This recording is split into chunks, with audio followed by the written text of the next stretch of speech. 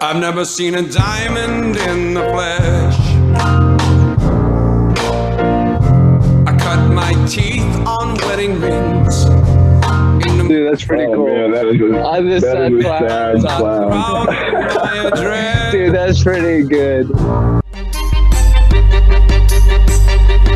This is The Gloom, bringing you weekly interviews with F3 Omaha Packs, exploring their F3 experiences and finding those sticky elements that create the glue in the gloom.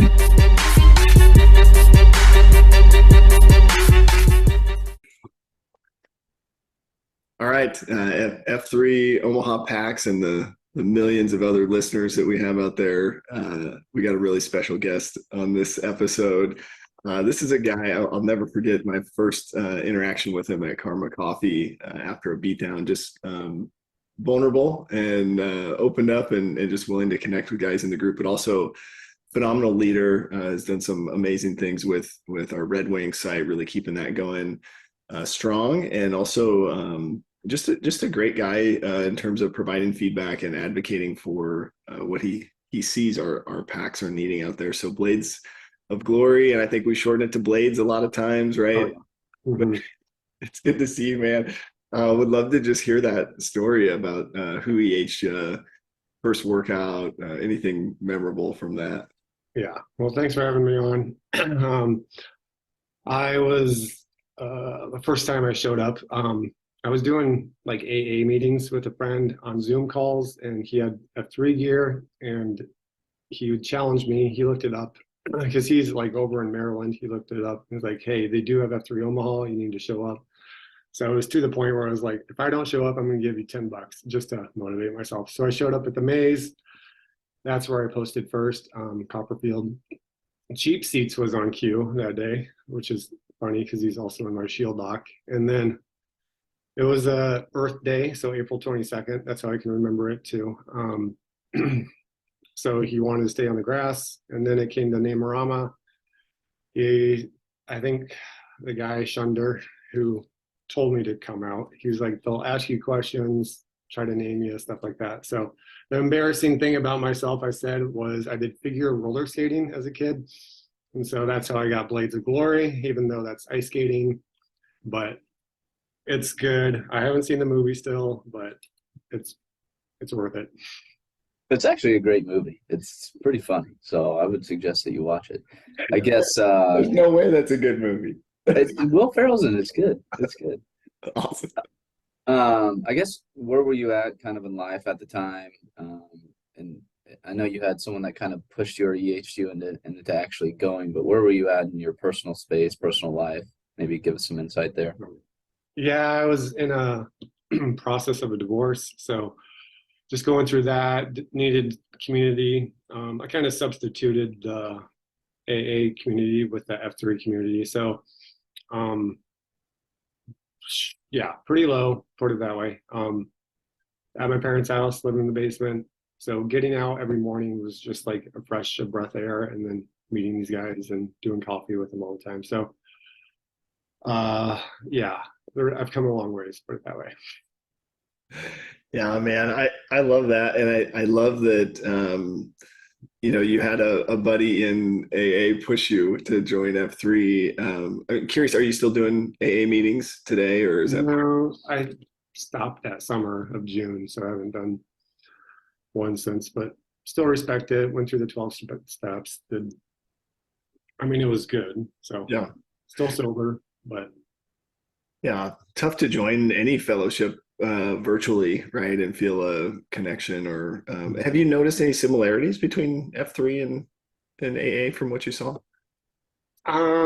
you talk to certain people who've been through AA and F3, so yeah, there's just similarities of sometimes with the third part, the faith, a power greater than yourself, is how I explain it sometimes, so that way people don't get tripped up on the church. So, and then come as you are, and then if you like AA, sometimes it's all volunteer or it's court ordered, but mine was all volunteer. You want to improve yourself, you want to do better in life, so you keep coming back, and glad you're here. And all Well, and there's the, some level of like accountability there too, right? I mean, whether that's you're participating through a sponsor or with a sponsor or just seeing up and seeing the regular guys, I think there's some similarity there too. Um, I guess curious, following that workout and where you were at that place in your life at that time, were you like hooked, or were you like this was kind of a slow burn that I got more and more interested, or walk us through that? no, I think I was hooked right away. I showed up on Thursday, and then Saturday was like the 3-year anniversary. So I showed up to that so confused, so many people, bring food for the cans. I didn't know a whole lot of people. I ran into one person I knew growing up, Smash Mouth there. So just made one connection. But yeah, the Murphs kicked my butt. So I would have to take Tuesday off for the first couple of weeks, and then eventually started showing up more and more, and then heard about the runs. It's kind of tricky, because they say if you don't know about Slack, they say check Slack, and then so for all the new guys, Slack is a channel that a lot of information is put through. So just going to coffee was a big thing too. You can continue the conversations that way. So, and Gator and I started like a day apart, so we really bonded right away and kind of hung out quite a bit. Now, despite, I'm sure your legs have always been in good shape from your history of figure roller skating, but were you? I mean, because I think you just dove right in. So were you working out, running before? Because I feel like I see you're running all the time now, right? Yeah, I'm not as in good a running shape as I am like a year ago, but I still like to run. But yeah, before COVID hit, our family, the YMCA shut down, so we would actually have like boot camps across the street at our park. So, and it was led in a rotating fashion. So my son would do it, and would do it at that time, and then other people would meet and do so, kind of like a CrossFit boot camp stuff. So we did that, and then I was just do stuff at the Y. So so I was in pretty good shape, really good running shape, and now I know I gained more muscle, which is good, but now my running is slower, but it's all good. So fitness wise, I was in pretty good shape. I still struggle with Merkins, so that's my worst workout. Burpees I can get through because I kind of cheat the Merkins a little bit, but it's good. I love the honesty there. What is it about Merkins that you feel like you struggle with? I just don't have the chest. That sounds really weird. I don't have the chest that I want. Yeah. So. Hey, you and me both. That's awesome. What I like, so you mentioned you and Gator kind of started at the same time, and that you were engaged in coffee. As you're thinking about, because a lot of guys will go to coffee, right? But what do you think it was for you that sort of took the coffee to relationships, right? That more than just a cup of coffee, was it things you were sharing, or other guys were sharing, or what was your experience there? Well, as you know, I think when I saw you at Karma, I just kind of dove in and told my story without filter quite a bit at first, just because I felt like I needed validation on who I am, and just was looking for that, just because of what I was going through. So now it's not the first thing I share, of course. So I'm not really answering your question, but yeah, just, and then the pre-runs, of course. I feel like I'm saying the same thing that everyone else says. Like, it's the coffee and pre-runs, and I really get the bonding. Well, let me ask you this. You talked about when you saw the plague at Karma and just really like opening up like pretty quick off the bat. I guess, how was that received? And that, I mean, what were your expectations going into kind of sharing with this group of guys, and then how do you feel like you were received? Oh, I think it was my last back, what do you call it when you put it back blast? Yeah. The church, I felt like the church kind of rejected me, but F3 has accepted me. So like there's been people who were kind of curious, but I mean, overall, with the things that I was accused of and how F3 has treated me has been hands down amazing. So like that's why I jump in the faith part. That's why F3 is my church. I start the day off with other guys. I try to show up even, well, 6 days a week, because usually I fart sack one because I can't handle seven. But this is my family. So I just keep showing up whenever I can. So yeah.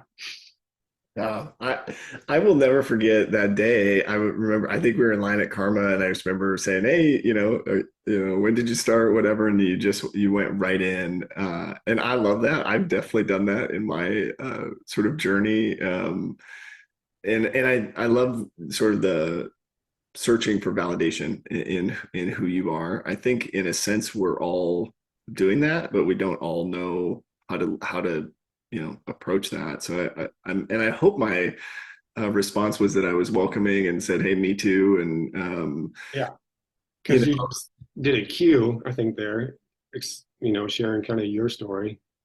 So it just was like, oh, I can use a safe person to talk to. So yeah, that's awesome. Well, and I think that sort of hopefully encourages more guys to share where you're at, share what you've been through. Don't forget how valuable that could be to somebody that you don't even know yet. So I am curious.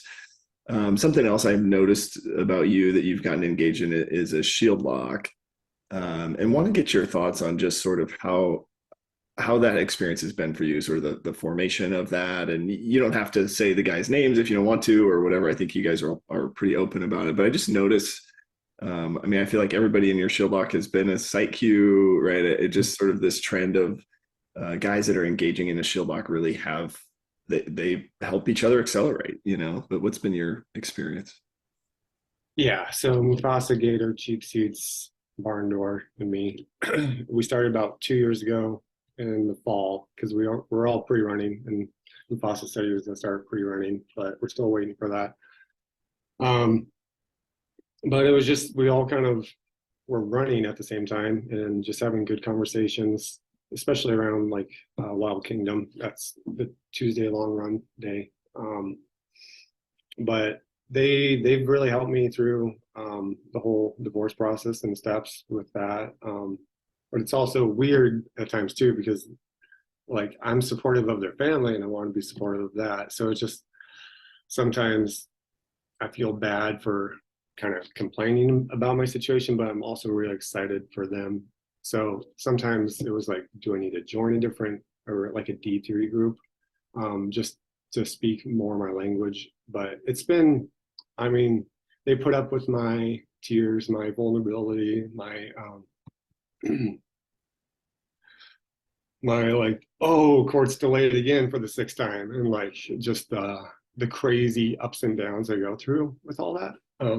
So yeah, jumping into that because I finally got divorced May 11th, so pushed back, like I said 6 times, but I still haven't seen my kids, so I'm still like fighting back because I'm like, one day, yeah, I share a prayer request like, oh, I'm gonna see my son tomorrow, and then again, it just keeps getting pushed back. So again, I think it's even my VQ at Wild Kingdom. It's like, I know it's gonna happen. I know things are gonna work out, but just the process is tough. But the shield lock and F3 has really been there for me. So, Well, I love to hear that, and that's you're hitting on some things, and I just want to take a moment to thank you for being vulnerable in the first place. You're talking about time, which is one of the most precious commodities, right? And that's hard to work through. But being able to lean on your shield lock is such a big benefit. So I'm grateful that you have that. I guess, I'm curious on if there's been other times or opportunities for you guys to provide harsh feedback to each other, like, kind of steering you guys back into the right direction. Does that happen very often?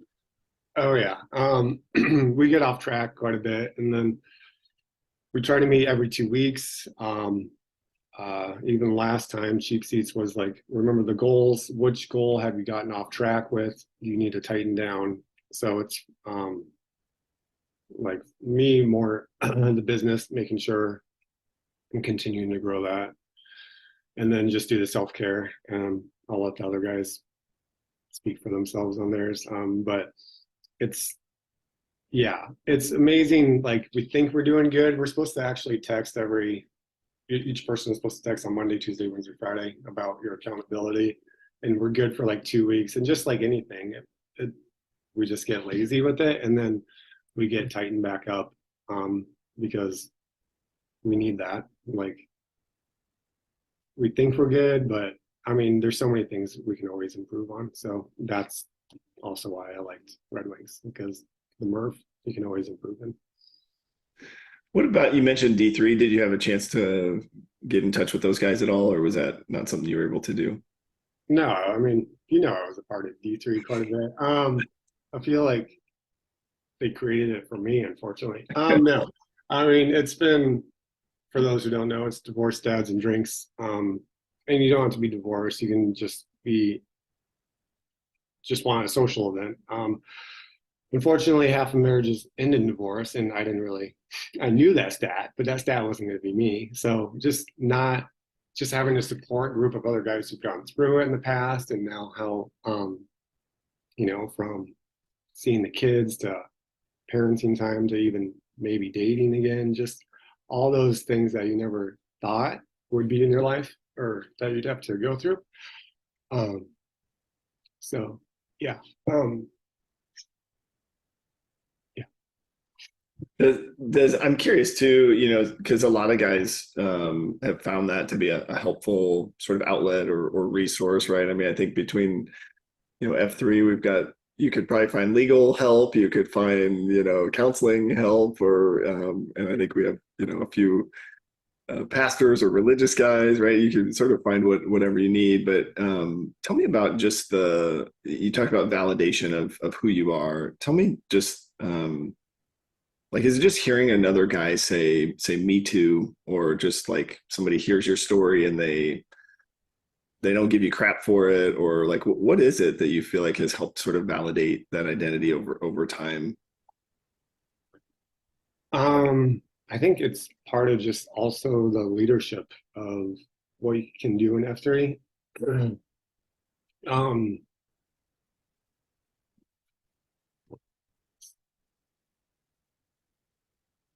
Yeah, for me, it was just detoxing negative beliefs and then replacing them with the truth. And then just having the support group to walk through that. So, I mean, yeah, I'm also trying not to get emotional to get into too deep of stuff, but overall, I mean, yeah. No, so I have a chance to lead at the pit this Saturday. As they're getting ready for the shovel pass, I've been reflecting on my journey, and the fact that I was asked to lead a workout and then was allowed to lead a site like early on in my recovery journey, like just propelled me into this space, right? Like I felt like a total failure. Nothing was going right. My whole life was crumbling down, but this group of men trusted me to lead in their group, and they were normal guys, right? They were, they weren't. There's definitely something there about letting every man have a chance to lead, and in this space that definitely is helpful. I also want to get your thoughts, as you think about, the shield lock and even just F3 in general, right? Some of the Q source stuff. We talk about the concentrica, and sometimes we're praying about people's M's. And you mentioned, right, your group, like all of those guys are married. So how has that been? I mean, has that been a struggle, or how have you sort of overcome some of that as the group's talking about, loving your wives, and like, the M is the center of your, relationships, or even the 2.0s that, how have you worked through that? Yeah, just, I'm still for marriage. I'm still excited for these guys. So just trying to be supportive when I can, from the 2.0s to asking about their kids to encouraging good memories.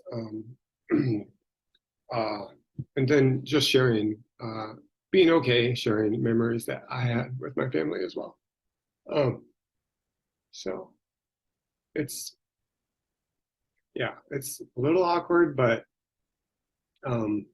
yeah, just even with F3, sometimes we do the COT, and I'm like, it doesn't resonate with me at all, but it's like, it's not about me every time. It's like, so it's good to hear these messages. Like, I'm not stuck where I'm at. So, I mean, everyone's in a different journey. So that's the beautiful thing of F3 too, is like, it's not one size fits all. You have to be fit this box to be here. So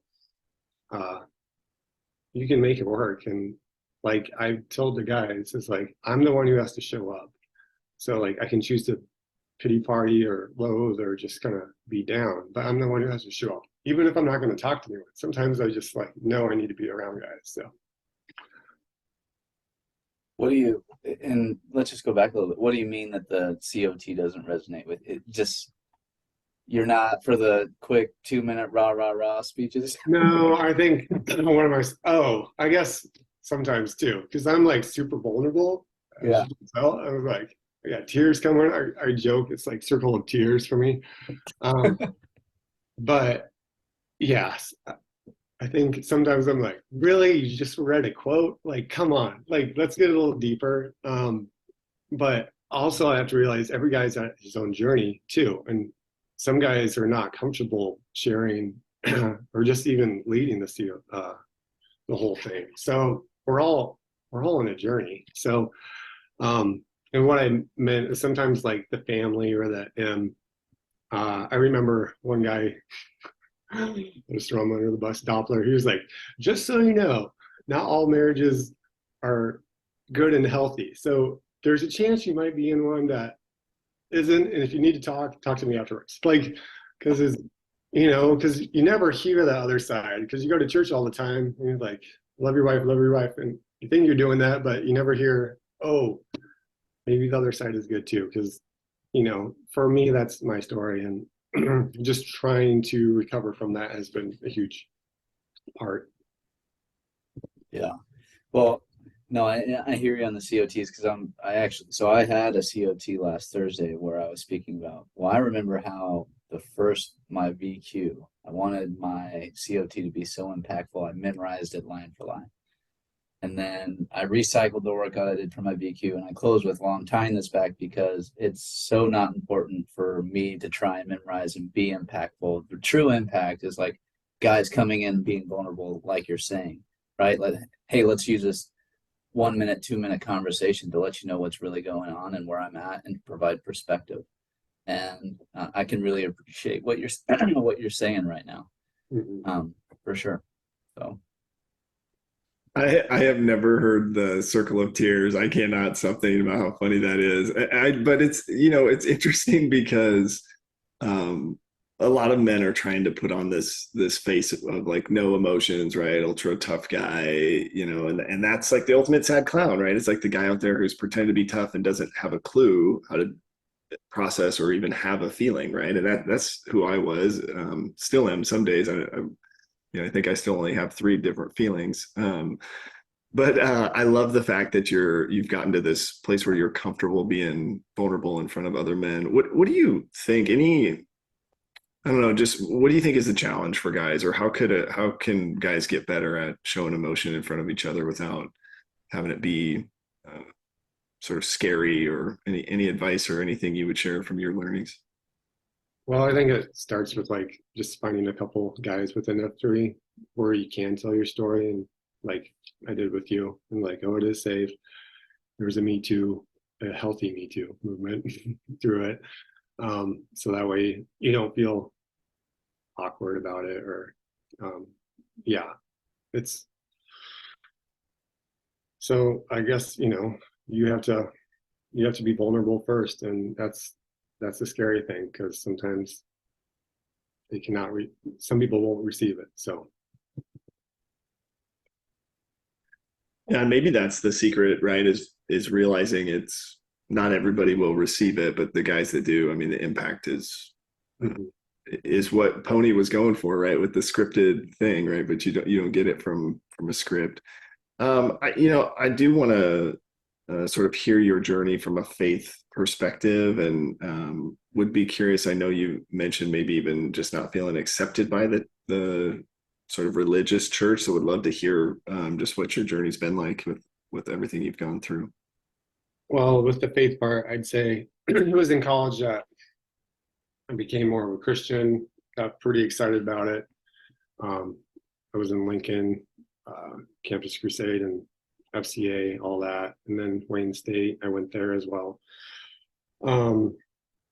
So wanted to do missions. So me and my XM, we went to a Bible school. So it's called New Tribes Mission, Waukesha, Wisconsin. We want to be missionaries. So they have a Bible school and then they have a missionary training. So we did the Bible school, Milwaukee, did mission training. We did a vision trip to Indonesia, which was like a 2-week vision trip. So that way we could let people know what we're trying to do long term of help with the tribal work, because it's called New Tribes. But that didn't go down. So feeling rejected by the church. So that's one instance where the president kind of, or the leader was like, you guys don't fit the bill, go do something else. So that was kind of a tough thing for us to recover from. And then kind of just did some health, mowed some yards, then eventually moved to Nebraska. I guess I'm not even telling my faith story, just more of my journey. But it's just like, I'll go back to the faith. It's like the highs and lows of like, I don't know. For me, sometimes I feel like I'm trying to please God, but you can't really please someone who does it all, like if it's faith. So it's just learning who he is, who I am, being confident in myself rather than, I feel like, one thing I'll say with faith is like, I felt like I was always trying to be someone else. Like, I felt like who I am was never enough because I need to look like XYZ in a church or do something like that. Like always shooting for the moon rather than being okay in my own skin of how God created me.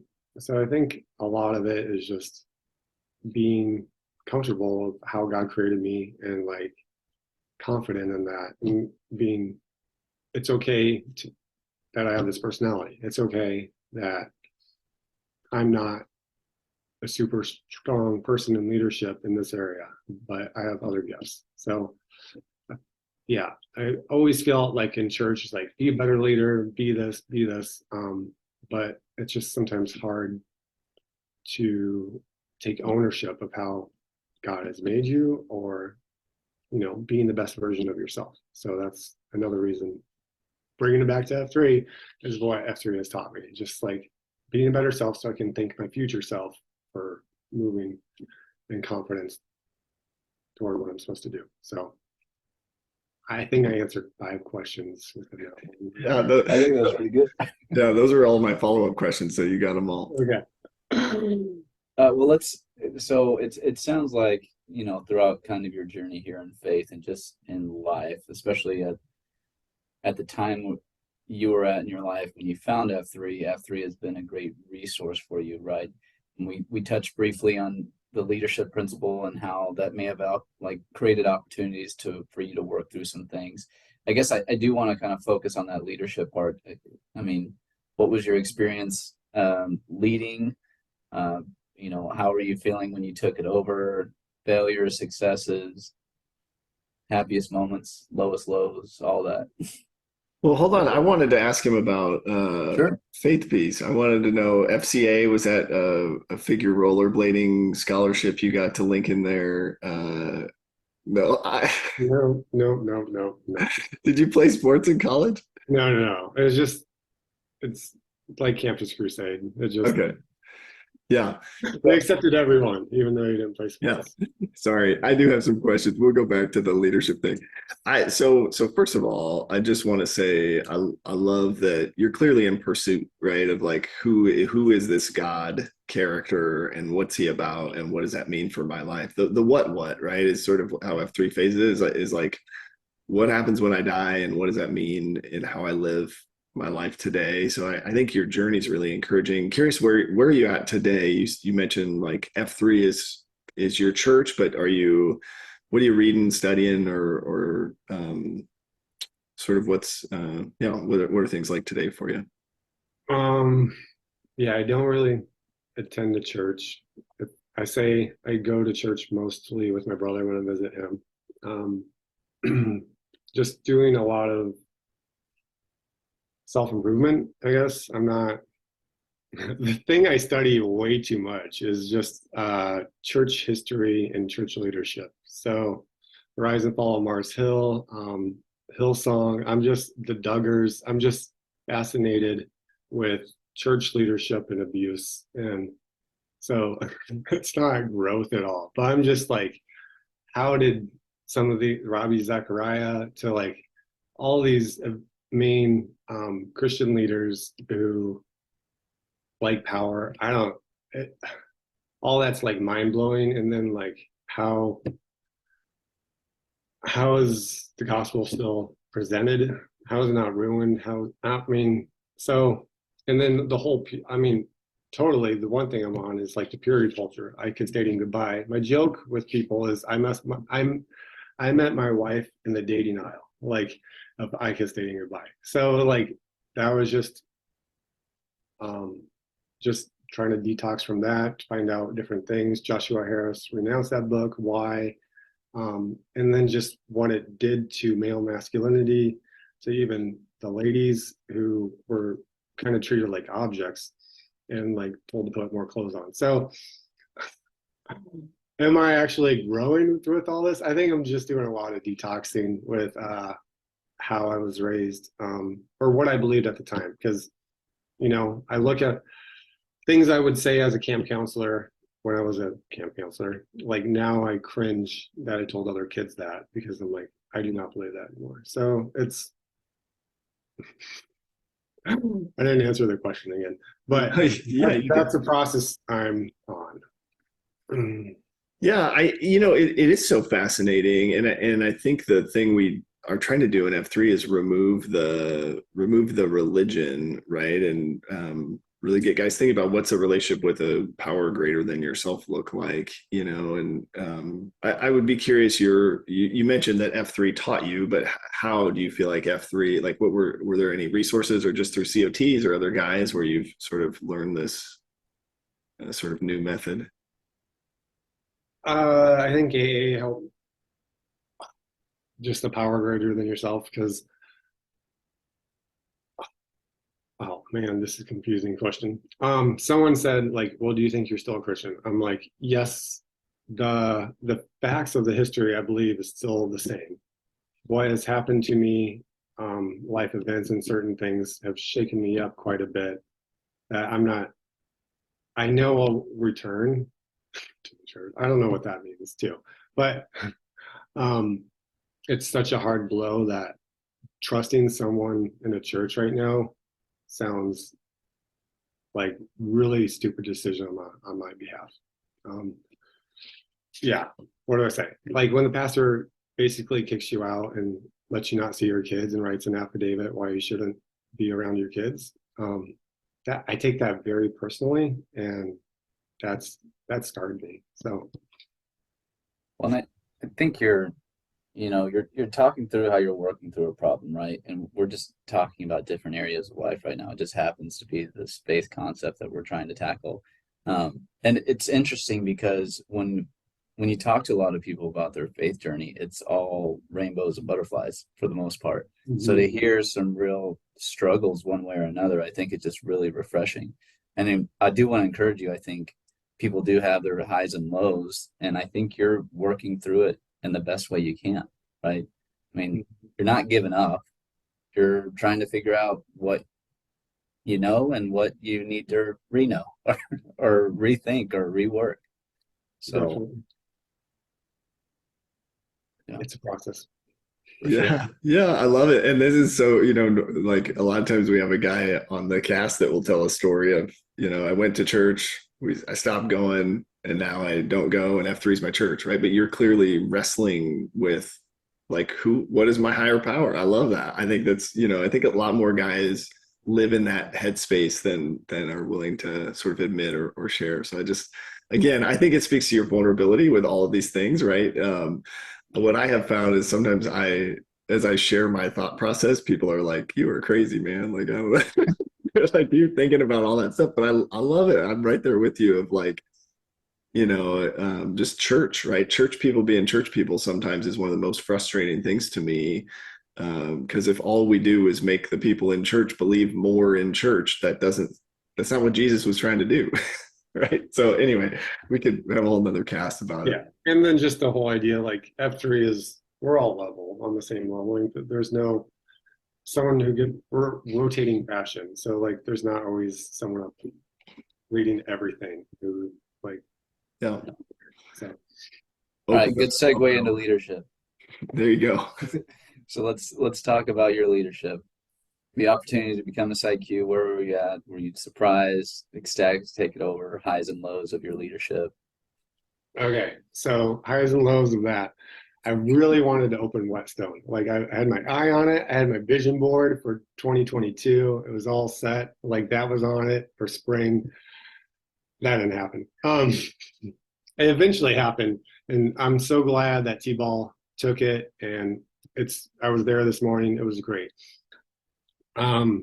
So, and then what's his name? A convoy approached me after his fifth try, and I was kind of joking with him because I knew he talked to some other people. I'm like, so now you ask me, but it was good. Like the history of Red Wings, it's the fourth site. It's been around a long time, and I really respect FDIC Convoy and what they've done there, and just the leadership. And it's kind of an easy site to run, but I enjoy it. The thing I do not like about Red Wings, even though you didn't ask, is like you have to count so much. There's not enough conversation time. I like the fitness has kind of gone away a little bit for me. It's more about the mumble chatter. If I can avoid counting so I can talk to the guy next to me, I love that part. And then just push myself while trying to talk. So like, yeah, the leadership was good. Everyone stepped up to take it. I got a couple VQs on there. Turnout. And now, and another thing, it was like there's been like almost 4 new sites on Monday that have opened. So we have Mission Forge, we have Boundary Line, Coronado opened up during that time, and now we just had the Den, Wolf Den.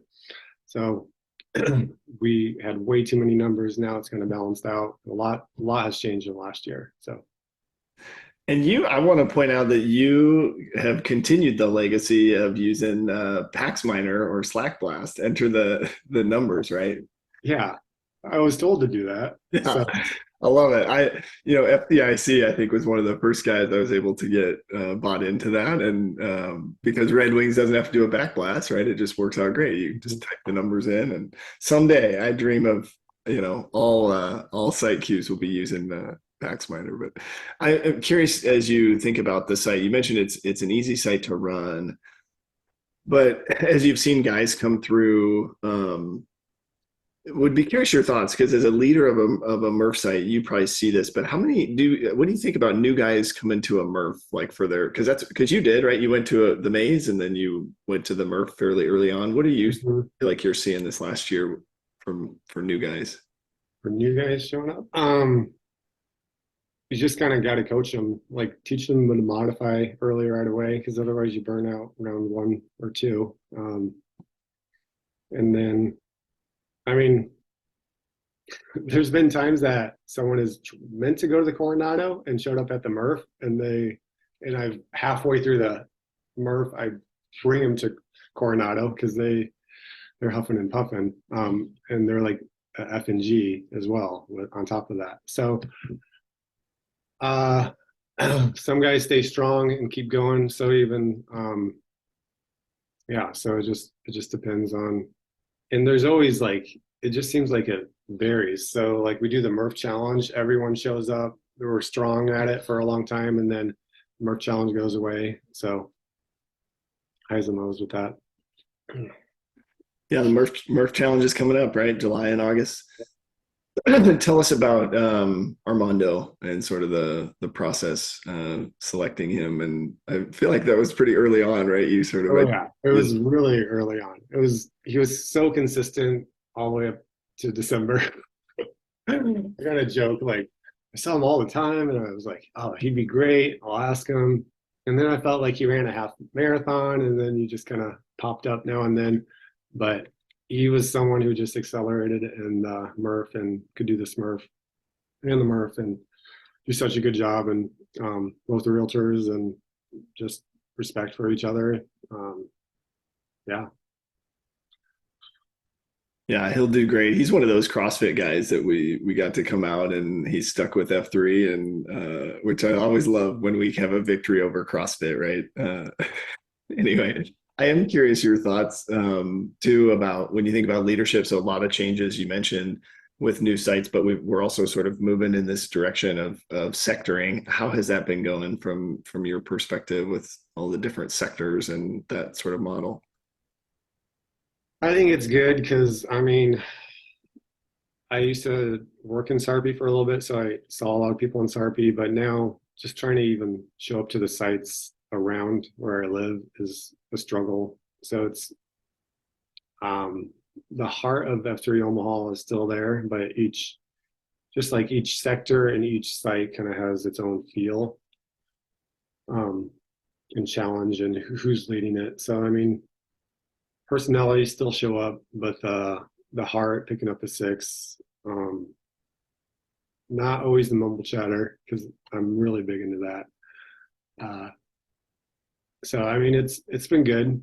You're doing a great job of leading the West sector, so with all the slides and stats. So Slides and stats, right? We had somebody joked that I would, we wouldn't have a meeting if we didn't have the PowerPoint. And T-claps to you, man, for hosting the last meeting. But I would also love your any advice or just insight that just from your learnings. What would you share with maybe new guys or site Qs or future site Qs? Anything on that list for you?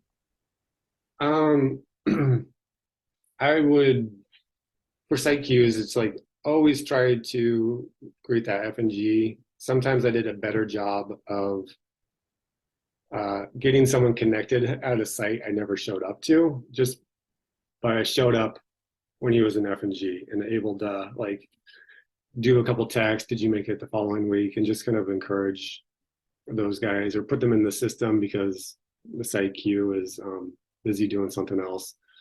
And then, yeah, just try to do another fellowship outside of coffee. If you can't do coffee, to volunteering to Heartland Hope, to even giving blood.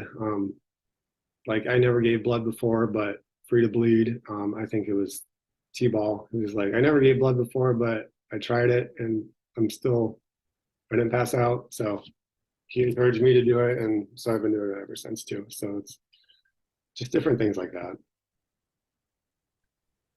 Nice. Well, I guess one of the questions that we've been asking lately, and it actually came up from, wait time at what was it, 5-year, 4-year? 5-year. Mm-hmm. Yeah. Where he's asking, hey, here's what I thought was important when I first started F3. But then after this 5-year journey, I realized this is really the essence of what's important to me. Why don't you share your kind of version of that? All right. Well, I think it was like finding validation because I was like so in shell shock of what everything was going on. And then I just wanted to prove I was fit. So like trying to keep up with Plague with some of those runs, I'm like, dang it, he went that far and at that pace. And I'm like, oh, so trying to keep up with some of those top dogs was like on my list, but you don't want to admit it. Like who can, almost like a tier, like who am I good at?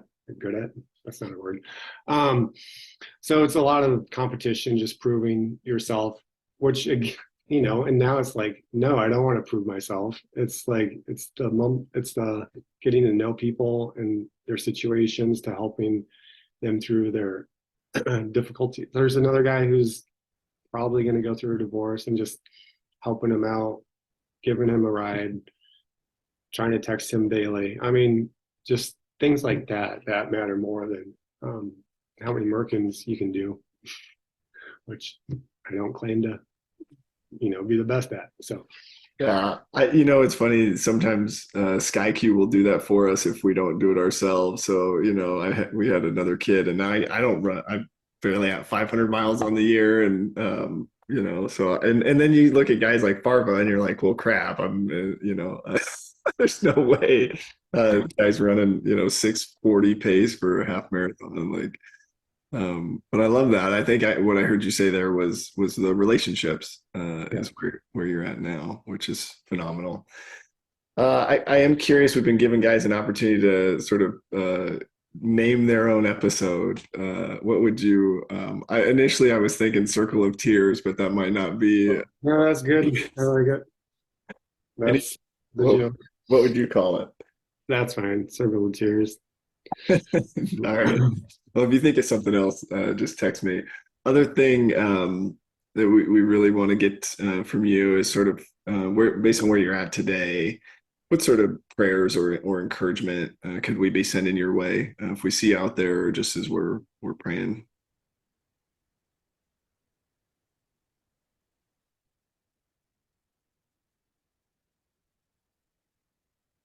Just my kids.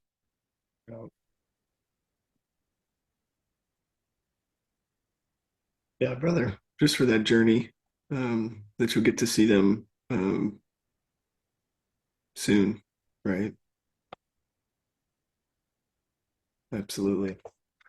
We'll be praying for that too. I think the other thing I want you to know, I think from the moment that you introduce yourself to me, I think I've seen you as a strong man and a leader.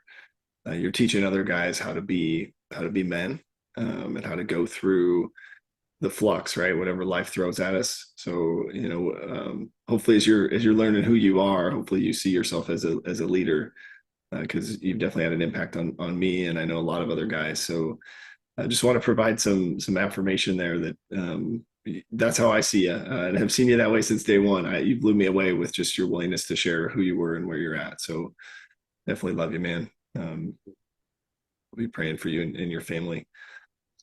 Anything else you would want to add, Blades?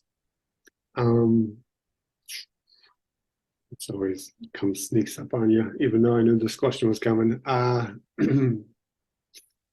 No, just be willing to text guys if you're ever down. I think what happened to Wahoo just kind of threw a shockwave.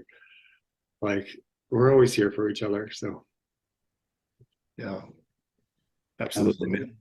Yeah, and thanks just for sharing today, being vulnerable, and setting an example of what it's like to be vulnerable and share your story. Right.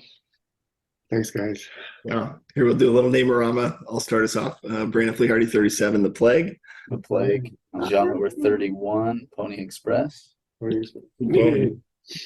Jeff River 43, Blades of Glory. Blades of Glory. Blades of Glory. Right? It's the ice skates. I thought that you That's actually awesome. I thought you were actually an ice figure skater, but to know that you were a figure roller skater is even better, because Very good. yeah. Awesome. Well, I love you, man, and thanks for just your time today. This was great. No, thank you. See you, fellas. Thanks, man. Right.